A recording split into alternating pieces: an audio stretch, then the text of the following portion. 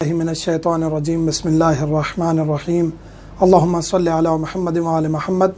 मोमिनीन कराम, आज हम जिक्र करेंगे कि जिस्म के ऊपर जो टैटू बनाए जाते हैं वो जायज़ हैं या नहीं है। इसके बारे में तफसीली डिस्कस करेंगे क्योंकि काफ़ी मोमिनीन के सवालात आते हैं कि टैटू के बारे में वजाहत फरमाएँ।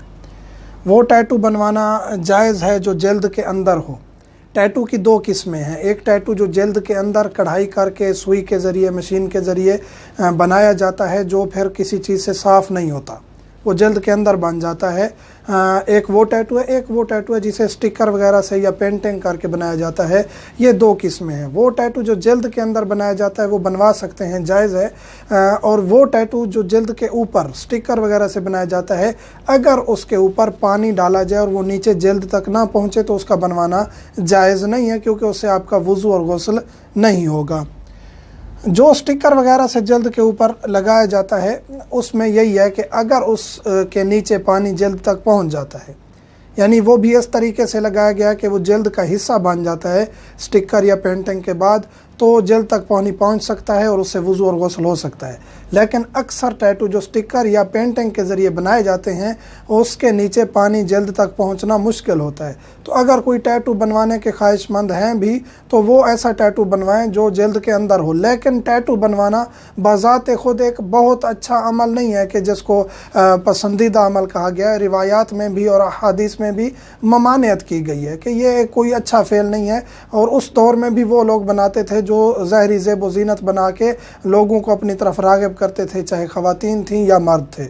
तो इसके बारे में ममानियत है ये, लेकिन अगर कोई बनवा लेता है तो हराम नहीं है।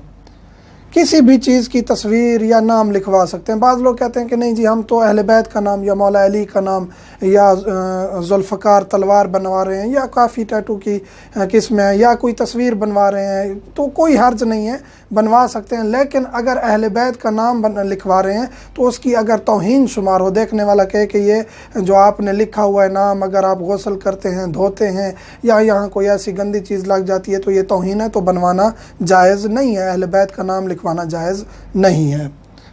ख़वातीन के लिए भी जायज़ है, लेकिन ख़वातीन के लिए भी टैटू बनवाना जायज़ है, लेकिन अपने शौहर के लिए। अगर ये टैटू जो खातून ने बनवाया है अगर किसी और के लिए है या ज़ीनत शुमार होता है और कोई उसको देख लेता है, यानी वैसे तो एक पर्दादार खातून होती है, उसके जिस्म पे टैटू है तो उसका शौहर ही देखेगा।